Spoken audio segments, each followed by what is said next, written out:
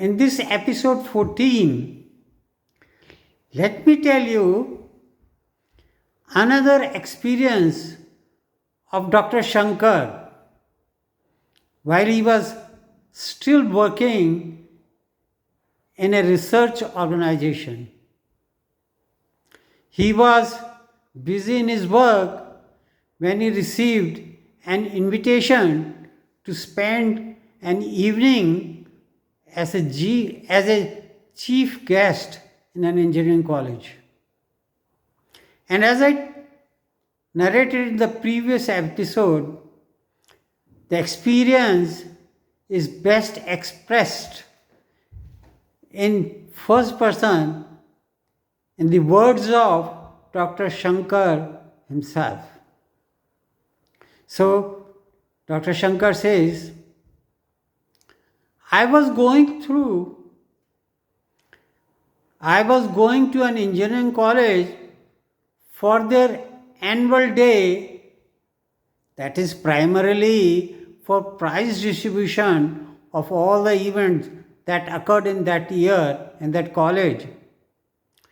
So for their annual day function, I was invited to be their chief guest on that occasion. The function was to start at 3 p.m. And as is the practice in my organization, we are very punctual.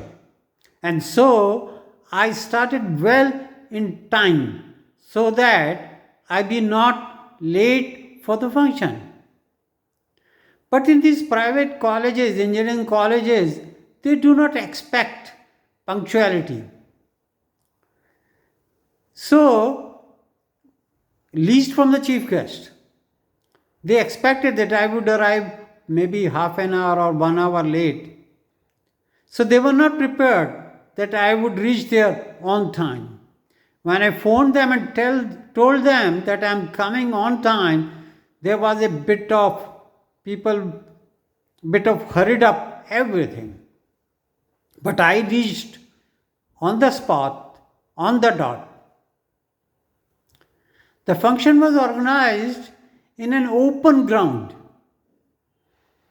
where a stage was enacted and there was a sea of people consisting of staff and students of all years, first year to fourth year, with several tens of rows of chairs and each row having 30 to 40 chairs. So you can imagine how many people were there. But if you look at the discipline, all were maintaining a very strict discipline, very quietly sitting in their chairs. As I entered the pathway, there was a pathway between two sea of chairs to go to the front, to the stage where a lot of chairs were kept for the chief guest and others. And I heard on the mic as I entered from behind on that pathway that it was being announced that chief guest is arriving. Give him a warm welcome. And suddenly there was a thunderous applause all over the place. Several hundreds of hands clapping continuously and vigorously till I reached the front. Those were the moments for me to remember forever. I do not know why, but my legs started shaking while walking. All this for me. I could not believe it. Rest of the evening went as usual. In the end, I gave a talk which I had given several times in my mind the previous night.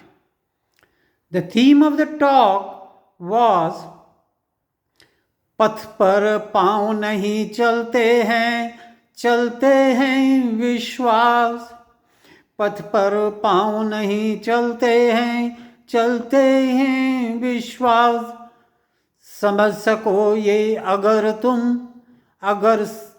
समझ सको ये तुम छू लोगे आकाश. The first line was always kept written at the back of my front door of my house by my wife. While the second line I wrote to make the couplet complete for the students. There was also a message in the top for the outgoing students, for they may have to leave their home surrounding for jobs, maybe for higher education or for jobs. I recited a poem which I learned in school in standard 8. The poem was like this. ज्यों ही निकल कर बादलों की गोद से, ज्यों ही निकल कर बादलों की गोद से, थी अभी एक बूंद कुछ आगे बढ़ी, and so on. But the message in this poem was given in the last few lines from the poem, which describe the message very explicitly. So I will tell you what those lines are. लोग तो यूं ही झिझकते सोचते, लोग तो यूं ही झिझकते सोचते, जबकि उनको छोड़ना पड़ता है घर, किंतु घर का छोड़ना अक्सर उन्हें बूंद लो कुछ और ही देता है कर. I will recite this full poem at the end, but this poem had a big significance for me when I left my house for higher studies from Delhi to Madras. My talk lasted for about half an hour.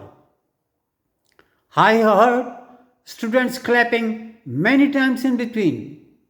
It had 2-3 couplets being told in between the speech, which had a decisive meaning behind them, which was relevant to the students.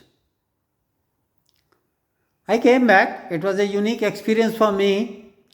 But the next evening, I received a mail from the General Secretary of that students' gathering or union or whatever you may call it, who organized the evening.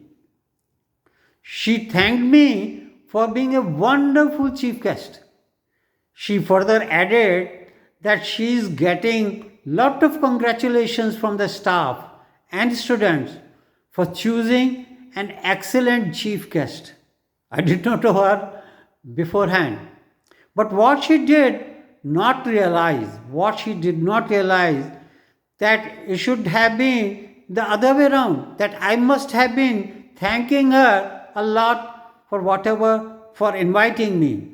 Because when I get older and when my colleagues, friends and relatives will lose interest in me due to various reasons, this memory of an excellent evening would be one of those which shall continue to give me company.